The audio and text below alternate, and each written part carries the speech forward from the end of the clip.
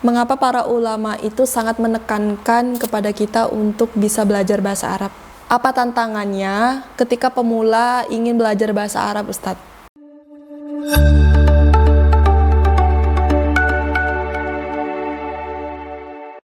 Assalamualaikum warahmatullahi wabarakatuh. Waalaikumsalam warahmatullahi wabarakatuh. Hai para sahabat podcast Siniman, yaitu diskusi informatif kinerja dan beriman. Perkenalkan, nama saya Mila Tiarani, saya guru bahasa Arab di Man Melawi.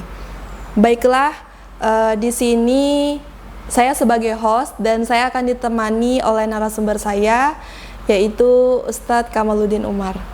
Kaifa halukum ya Ustadz? Bi khair, alhamdulillah. Alhamdulillah. Baiklah, beliau adalah sebagai penyuluh agama Islam, penyuluh di Kementerian Agama Kabupaten Melawi yang ditugaskan di Kecamatan Pinoh Selatan, ya Ustadz ya? Ya betul, di KUA Kecamatan Pinoh Selatan. Beliau dulunya itu sebagai guru bahasa Arab saya, waktu saya duduk di bangku Madrasah Aliyah juga, dari kelas 1 sampai kelas 3. Ya Ustadz ya? Ya. Oke, dulu saya anaknya teladan atau malah susah? Alhamdulillah, Mbak Rara ini termasuk murid yang teladan waktu saya mengajar. Dan akhirnya saya sekarang melangkah ke jejaknya beliau yang menjadi guru bahasa Arab. Ya, sehingga pada saat ini beliau bisa menjadi guru bahasa Arab, meneruskan. Iya. Baiklah Ustadz, di sini karena sebagai pengalaman saya ya sebagai guru bahasa Arab, betul banyak pertanyaan yang akan saya tanyakan ke Ustadz untuk menjadi pembelajaran saya. Semoga saya kedepannya bisa mengajar dengan baik dan benar. Jadi bahasa Arab ini Ustadz, anak-anak itu sulit sekali untuk memahami. Bahkan terkadang mungkin faktor utamanya karena mereka ini tidak paham dengan arti. Nah itu, tapi itu bukan faktor pertama, itu faktor kedua. Kalau yang pertamanya, mereka itu ada yang belum bisa terlalu membaca Al-Quran. Nah mungkin itu faktor yang lebih penting ketika mereka mau mengerti tentang bahasa Arab. Oke, sekarang ini di siang hari ini kami membawa tema yaitu bahasa Arab sebagai kunci memahami Al-Quran dan Sunnah. Baiklah Ustadz, ini pertanyaan pertama, yaitu mengapa bahasa Arab disebut sebagai kunci Al-Quran dan Sunnah? Ya, terima kasih atas pertanyaannya Mbak Rara. Kenapa bahasa Arab disebut sebagai kunci untuk kita umat Islam memahami Al-Quran dan Sunnah?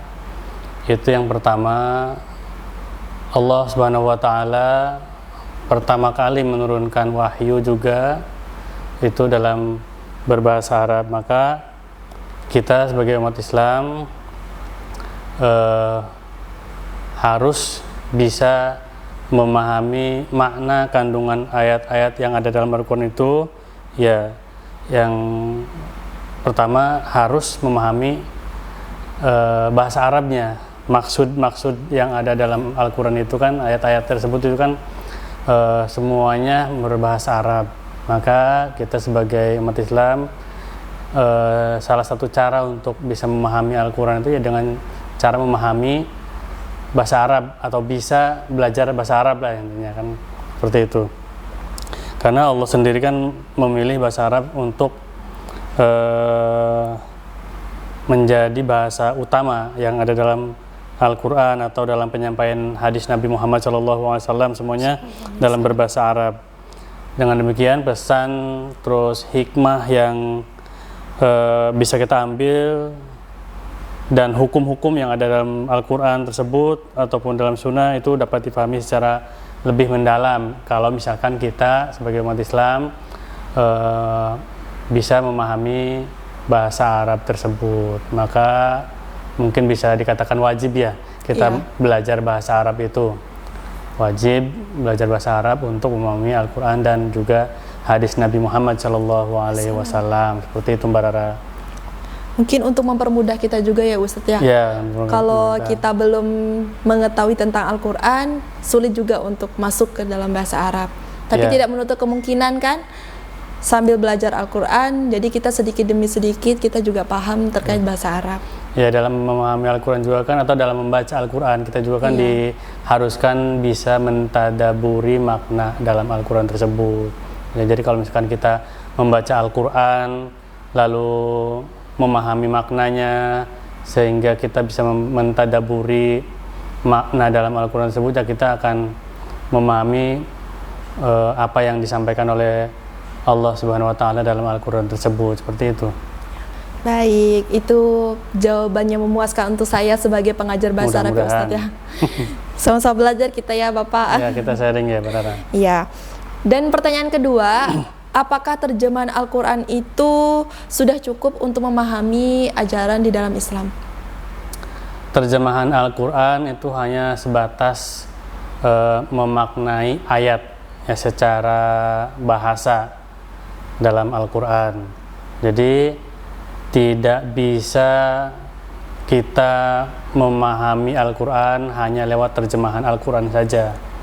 Maka dari itu, dengan mempelajari tafsir Al-Quran yang merupakan mungkin syarah ya, atau penjelas daripada makna dari Al-Quran tersebut, itu akan lebih baik daripada kita memahami Al-Quran lewat terjemahan Al-Qurannya saja. Jadi bisa dikatakan terjemahan Al-Quran itu bukan berarti tidak membantu kita memahami Al-Quran ya, cuman kurang bisa menjadikan patokan kalau kita itu paham Al-Quran itu dari terjemahannya saja, tidak.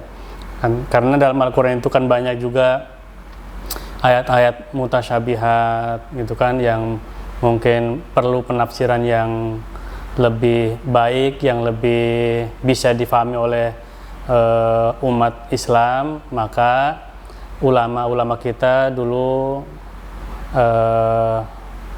ada yang mengarang ilmu tafsir, yang membuat ilmu-ilmu tafsir tentang pemahaman Al-Quran itu sendiri.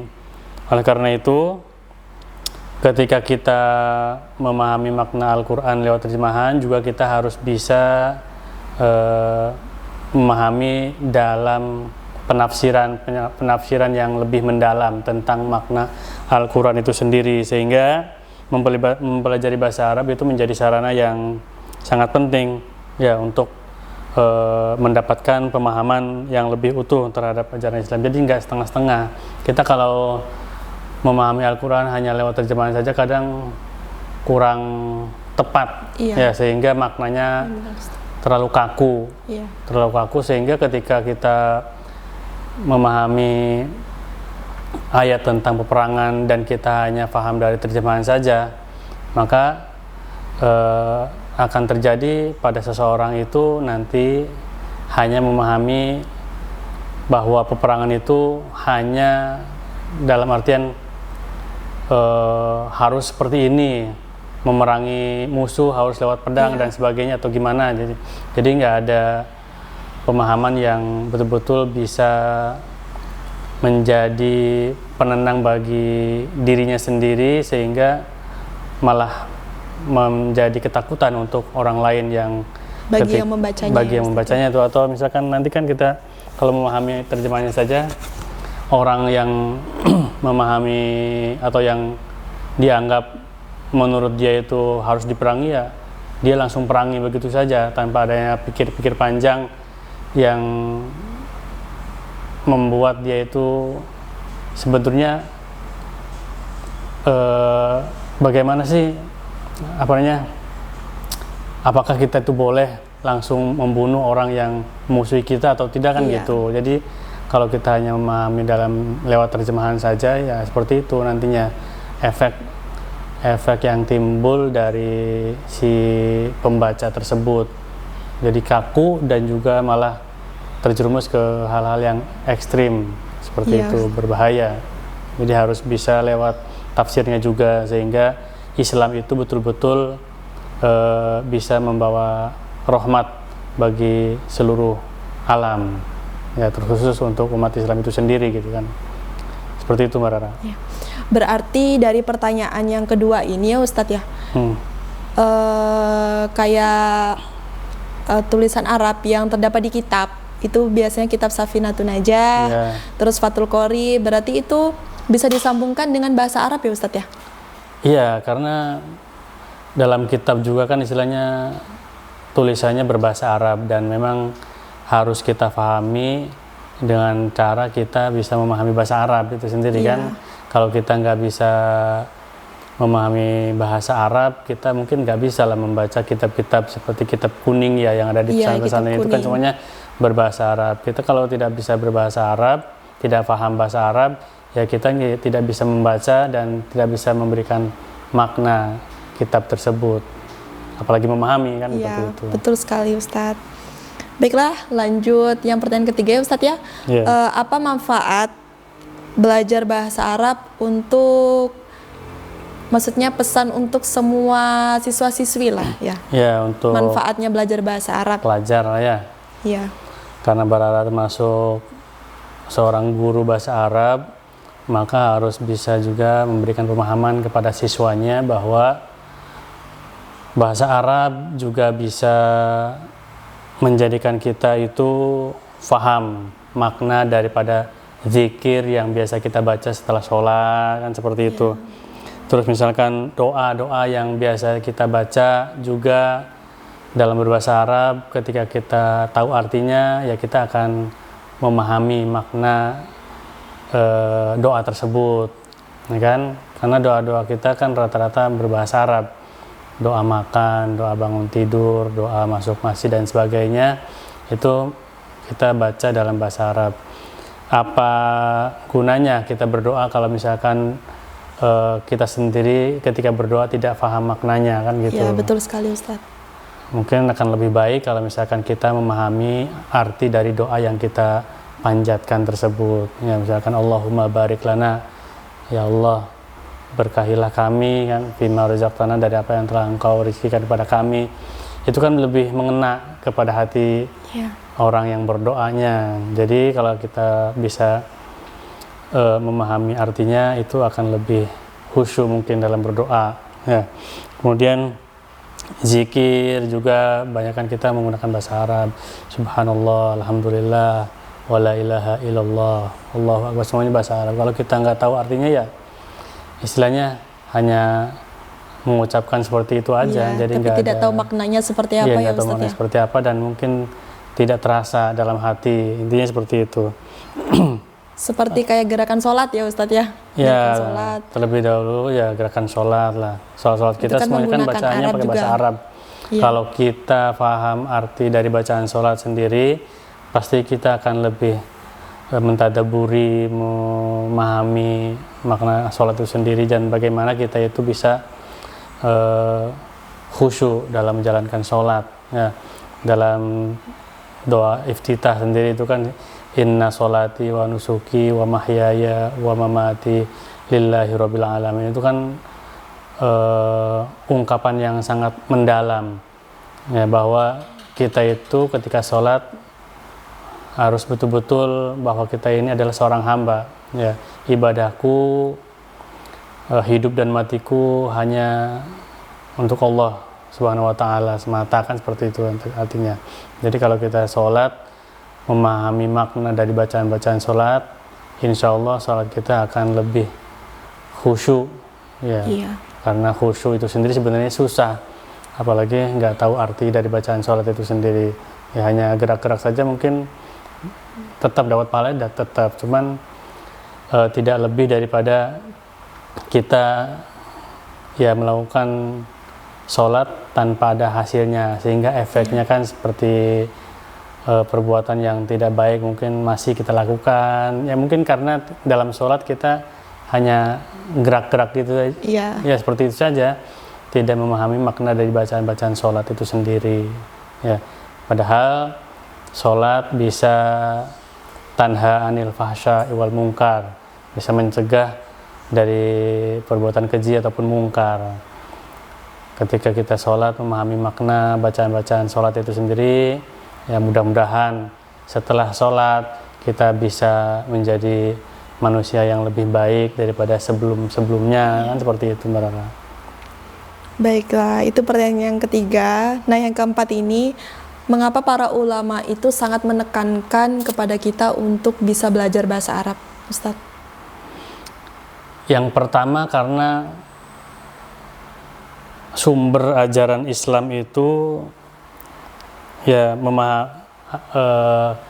bisa kita pahami melalui pemahaman kita terhadap bahasa Arab, ya. Jadi memahami bahasa Arab itu menjadi alat utama lah untuk memahami sumber ajaran Islam itu sendiri. Dalam makna-makna ayat Al-Quran sendiri itu, kalau misalkan kita salah memaknakan atau memaknai, itu kan bisa berbahaya.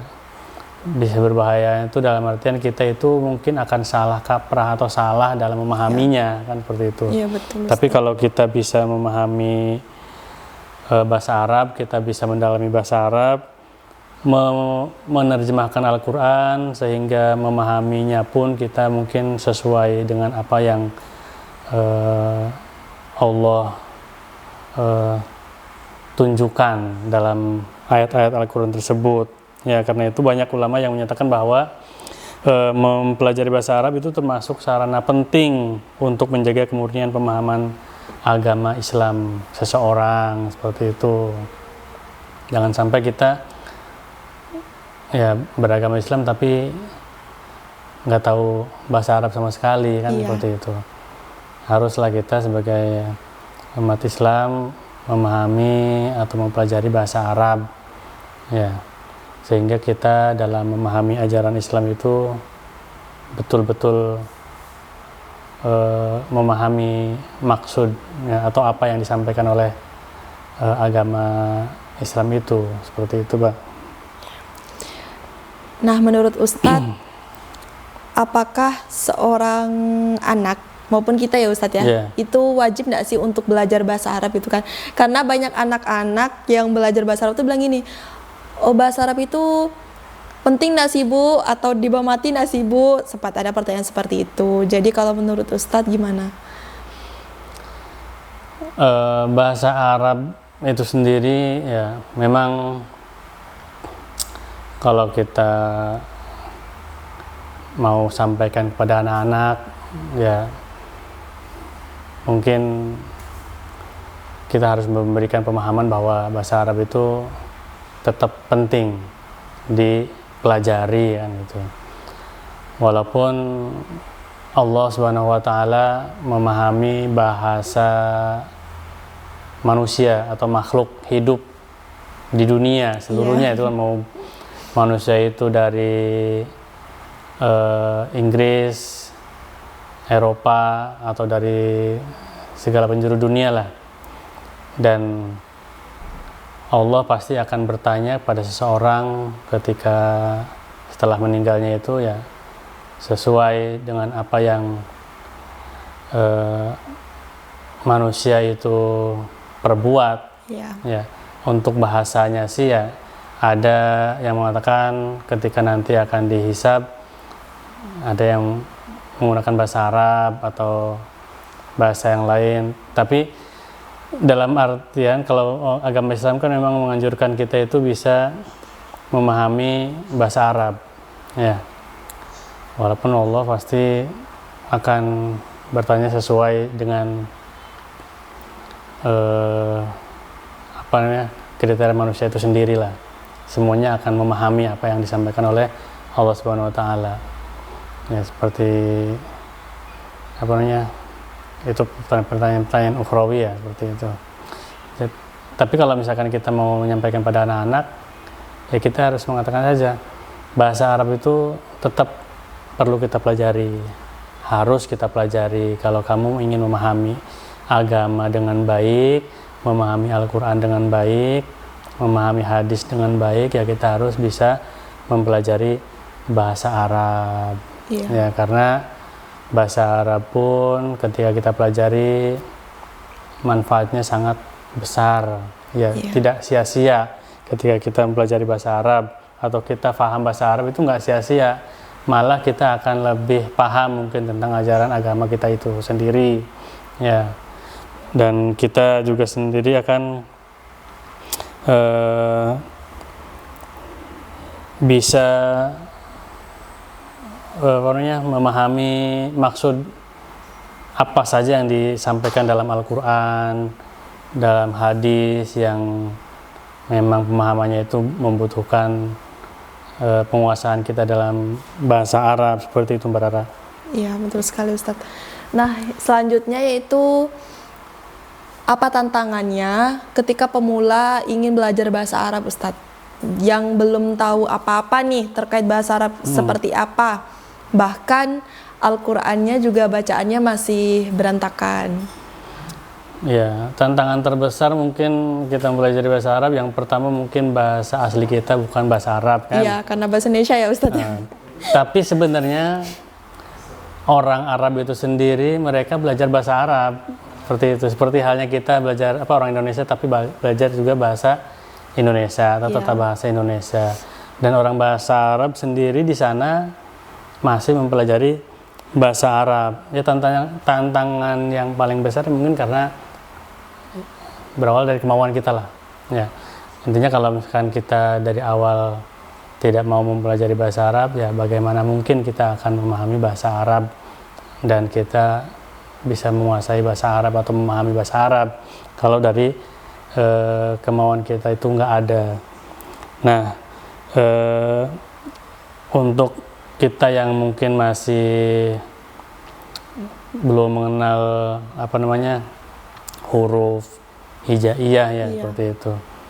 Dalam bahasa Arab itu kan pasti ada namanya huruf-huruf hijaiyah, karena bahasa Arab ya dari Al-Quran juga kan ada huruf-huruf hijaiyah. Itu yang perlu kita pahami ya. Dan perbedaan-perbedaan huruf hijaiyah juga termasuk makhorijul hurufnya, itu kan merupakan bagaimana kita bisa memahami bahasa Arab dengan benar ya. Struktur tata bahasa yang berbeda dengan bahasa Indonesia. Mungkin banyak orang yang mengatakan bahwa bahasa Arab itu sangat sulit ya, sehingga susunan kata atau perubahan makna dalam bahasa Arab itu mungkin lebih banyak daripada bahasa Inggris ya. Kata ganti saja ada kurang lebih 14 ya kan ya. Iya. Dia laki-laki, dia perempuan, mereka laki-laki, mereka perempuan, itu dalam bahasa Arab berbeda. Beda dengan bahasa Inggris yang ketika kita mengucapkan kamu ya cukup dengan mengatakan you gitu kan. Tapi kalau bahasa Arab ada harus anta, melihat dulu kan Ustadz. ada anti ya, laki-laki atau perempuan ya kan. Iya. Ya. Namun tantangan tersebut ya dapat dibatasi dengan belajar secara bertahap. Kalau dia mau untuk terus belajar secara bertahap ya pasti akan bisa ya. Niatkan lebih awal kalau misalkan kita itu nanti ingin memahami bahasa Arab ya, niatnya yang kuat, belajar bertahap, konsisten, jangan sampai mungkin malas kan, seperti itu. Dan metode-metode yang diajarkan dalam pembelajaran bahasa Arab itu sedikit demi sedikit harus kita fahami walaupun sulit dan sebagainya kan, seperti itu.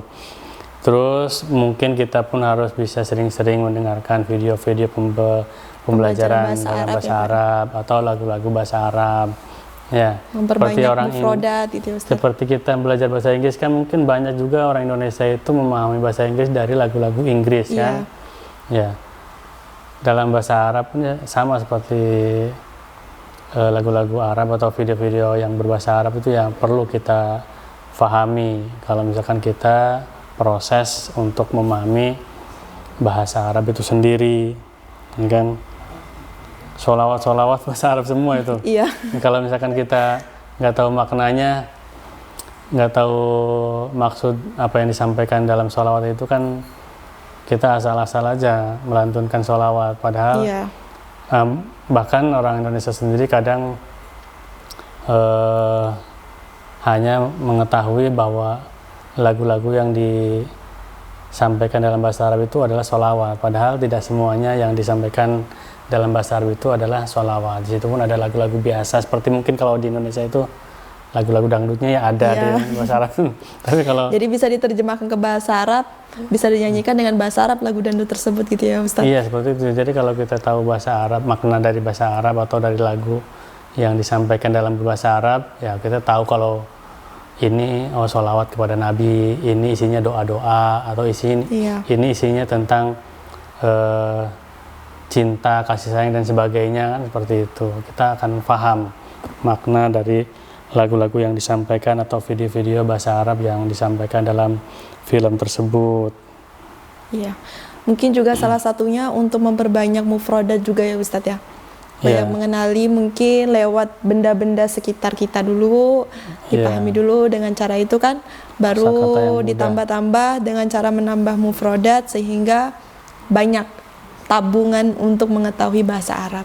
Iya. Tersebut gitu ya Pak. Mempelajari bahasa Arab itu sendiri sih butuh konsisten ya. Konsisten itu dalam artian kita itu harus sering-sering mengucapkan kata dalam bahasa Arab tersebut. Jangan sampai kita itu sekarang menghafal 3 kosakata bahasa Arab, besoknya lupa. Kan kalau kita melupakan terus apa yang kita hafalkan, ya sampai kapan kita akan menambah kosakata atau mufrodat yang kita hafalkan, sehingga nggak mungkin kita akan bisa berbicara bahasa Arab tanpa kita hafal kosakatanya gitu kan. Jadi tambahkan terus kosakata bahasa Arab, ya hafalannya ditambahkan terus sehingga kita itu bisa mengucapkan dalam berbahasa Arab ketika berbicara dengan gurunya atau dengan teman-teman yang paham bahasa Arab. Kita dengan bahasa Arab menyampaikannya ya itu akan lebih mudah. Jadi konsisten dalam pengucapan juga itu penting. Ya, kalau misalkan dalam sekolah itu ada lingkungan berbahasa Arab itu lebih bagus, karena itu akan lebih melatih siswa agar siswa itu tidak lupa dengan kosakata yang sudah mereka hafalkan dan membiasakan percakapan berbahasa Arab. Walaupun percakapan yang dasar-dasar ya nggak apa-apa, lama-kelamaan insya Allah bisa. Terus kemudian juga jangan sampai juga kita berpikir kalau di Arab itu sendiri, terus di Mekah ya. Di Mekah sendiri kan sekarang udah pakai bahasa Indonesia tuh, pedagang-pedagang mereka Arab tuh udah paham bahasa Indonesia, jadi mereka pakai bahasa Indonesia juga banyak. Ya jangan sampai kita hanya karena di sana pun sudah pandai bahasa Indonesia orang-orang Arabnya, kita lalu malas mempelajari bahasa Arab. Itulah yang pertama tadi kan, kita mempelajari bahasa Arab itu yang pertama dan yang paling utama itu agar kita itu bisa memahami ajaran agama Islam itu dengan baik dan benar, bisa memahami Al-Quran itu dengan benar, memahami hadis dengan benar. Jangan sampai kita hanya sebatas memahaminya itu lewat terjemahannya saja, gitu kan. Sedangkan pemahaman lebih mendalamnya tidak ada, seperti itu intinya. Jadi seperti saya Ustadz ya, saya ini memang jurusan bahasa Arab, tapi karena bukan sastra, jadi memang harus belajar nambah mufrodat. Selama jadi pengajar, jadi saya setiap harinya itu nambah mufrodat Ustadz. Gitu. Iya, memang karena kuliahnya di bagian pendidikan. Nah, kalau memang sastra mungkin berbicara bahasa Arab itu full gitu kan Ustadz ya. Jadi hal yang saya lakukan yaitu menambah mufrodat setiap harinya itu 10. Gitu, ya, boleh ketika Bara menjadi seorang guru bahasa Arab, kita kan nggak mungkin juga kita melupakan kosakata yang dulu pernah kita pelajari kan. Jadi sambil kita mengajar, sambil juga kita menambah pemahaman tentang bagaimana kita bisa menyampaikan materi bahasa Arab itu kepada siswa-siswa kita itu dengan baik dan sesuai kurikulumnya lah, mungkin lah seperti itu, sehingga anak-anak tuh bisa memahami. Jangan sampai kita ngajar bahasa Arab, kita sendiri guru bahasa Arab nggak paham artinya. Ya seperti itu. Boleh kasih kesan pesan Ustadz kepada anak-anak madrasah mungkin ya, supaya mengetahui kalau bahasa Arab itu tidak sulit kok, bahasa Arab itu mudah. Iya. Anak-anakku sekalian yang berada di madrasah ataupun di pondok pesantren ataupun di mana saja berada, kita harus ketahui bahwa bahasa Arab itu bukan hanya sekadar alat komunikasi. Ya. bahasa Arab itu mudah kita pelajari dan juga mudah kita fahami.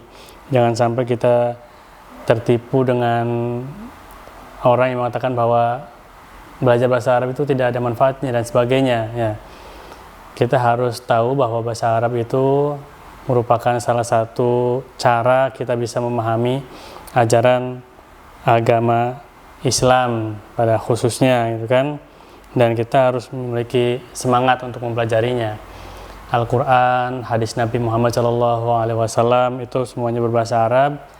Kita harus memahami itu semua dalam pemahaman kita juga dalam bahasa Arab. Jadi kalau kita nggak paham bahasa Arab, kita akan mungkin setengah-setengah memahami makna Al-Quran ataupun hadis Nabi Muhammad SAW. Semakin kita memahami bahasa Arab, semakin terbuka pula ya peluang kita untuk mendalami Al-Quran dan juga hadis Nabi Muhammad SAW. Ya, semoga Allah Subhanahu wa Ta'ala memberikan hidayahnya kepada kita semua, memudahkan kita semua, sehingga langkah kita untuk mendalami bahasa Arab itu lebih baik dan lebih mengena kepada diri kita sendiri ya. Ya, niatnya untuk mendalami ajaran agama Islam. Jangan sampai kita itu merasa mempelajari bahasa Arab itu tidak ada gunanya. Ya, jangan sampai. Mempelajari bahasa Arab itu sangat-sangat bermanfaat bagi kita semua, khususnya untuk umat Islam, bahwa bahasa Arab itu kunci kita memahami Al-Quran dan juga hadis Nabi Muhammad SAW. Ya, semoga Allah memudahkan langkah kita untuk bisa mempelajari bahasa Arab lebih baik. Amin ya rabbal alamin. Amin. Itu saja yang bisa saya sampaikan, Mbak Rara. Oke, Masya Allah, Alhamdulillah. Terima kasih Ustadz Kamaluddin Umar yang telah menemani saya untuk mengupas persulitan ketika belajar bahasa Arab ya Ustadz ya. Mungkin nanti bisa kita atur jadwal lagi untuk berbicara, mencontohkan ya Pak ya, berbicara bahasa Arab ke depannya supaya anak-anak itu bisa melihat kalau belajar bahasa Arab itu tidak sulit kok. Jika ada kemauan dan dilakukan dengan secara kebiasaan. Jadi boleh dilakukan dengan yang mudah, yaitu untuk memperbanyak mufrodat ataupun kosakata dalam berbahasa Arab. Syukran katsir Ustadz Kamaluddin Umar. Afwan. Ilmu yang disampaikan sangat bermanfaat untuk kita semua. Baik, dengan saya Mila Tiarani, dengan Ustadz Kamaluddin Umar mengucapkan terima kasih dan kami tutup. Wassalamualaikum warahmatullahi wabarakatuh. Waalaikumsalam warahmatullahi wabarakatuh.